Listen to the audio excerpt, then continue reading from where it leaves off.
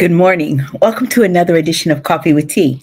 I'm your host, the amazing T Street.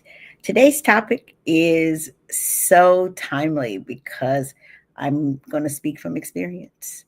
Don't skip the process of disconnecting. Don't skip the process of disconnecting. This weekend, I did something that in my life is unprecedented. I've been on Facebook since 2009. And never in all of that time have I ever deactivated my Facebook account. There were times when I probably should have, and I didn't, but I never have until this weekend. This weekend, I just deactivated the account so that I couldn't access it. No one could access me through it. And it brought about some amazing things and some amazing dividends from disconnecting. First, recognize whatever it is in your life that is draining you. The first step to disconnecting is really understanding and being aware of whatever it is that's distracting you. What's stealing your peace? What's distracting you or making you anxious? Who or what are you constantly responding to but getting nothing back from? That's the first step. The first step to disconnecting is recognizing what's draining you. I noticed at one point, I'll give you an example. My phone had been like losing battery life pretty quickly. And so I had to go in and do a diagnostic. I went under battery and it showed me that there was some background apps that were open that I thought were in deep sleep and were not. And they were literally draining the battery on my phone. And so I had to go in and close or disconnect my phone from those apps. But first, I had to recognize what it was that was draining me, what's stealing your peace, what's distracting you or keeping you anxious, and what's keeping you connected to people that aren't giving you anything back. That's the first step, is that you literally have to jump out there. Good morning, Michelle. Good morning, Elder Kim. What's keeping you out there? And so that's what I did this weekend. I disconnected my Facebook for the first time since 2009. I deactivated Facebook. The second step, you got to release what no longer serves you. I realized that this weekend that I've been holding on to things that just aren't serving me anymore. And so I had to let them go. And some of the things were painful. Some of the ways that you can release what no longer serves you is you can turn off your phone for some time. It's not going to kill you. Nobody is going to die because your phone is on do not disturb or it's turned off. Saying no to something that used to get a really quick yes for me.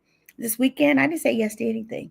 Walking away from conversations that don't align with my peace or my purpose. That's what I'm doing in this season. And releasing is not a rejection, y'all. It's just a redirection. I had to do that this weekend. I had to release some things so that I could redirect my mind. I could redirect my thoughts. I could really get myself. Good morning, uh, Lady Overflow. I appreciate you in some ways you don't know. I pray that you're praying for me in this season. Sometimes you just got to let it go, y'all. You just got to go, let it go. But you can't fix what you won't face. There it is. And y'all releasing some things, it's just a necessity of life. And finally, the third thing that you got to do is you got to refill. I'm struggling, y'all. You got to refill. Here we go. You got to refill with what restores you. This weekend, I didn't just disconnect or deactivate my Facebook. I spent some time refilling with the things that literally bring me life. Good morning, Deacon Sharp. That literally bring me life. I spent time just driving. I love to drive and just go around 270 and drive around the city, just soaking in sun and soaking in peace and time with God that's uninterrupted. So after you release those things, you got to refill it. Otherwise, your emptiness comes back pretty fast and you find yourself in the same old patterns that you have been practicing. Refill your spirit with quiet moments. Refill your spirit with prayer. Sometimes it's journaling. For me, it's laughter. And believe it or not, this weekend, it was rest. I really needed my mind and my body to rest. Refill your mind with truth about who you are and with gratitude for what you have. Refill your relationships with people who speak life into you. If people aren't speaking life into you, they're a drain. And I always told my sons, be careful who you align yourself with, you know, because if they don't bring something to the table, they'll be a drain on the table. So for me, I'm no longer allowing people to drain my table. If you're not putting something in, you can't take something out. That sounds selfish, but it is absolutely restorative and refilling for me to fill my life with relationships with people who speak life into me. I do a lot of speaking into other people. I speak life into people. I try to give people hope. I try to help people see the greatness that's in them. I try to do those things, but can I just tell you, every now and then, I need some reciprocity.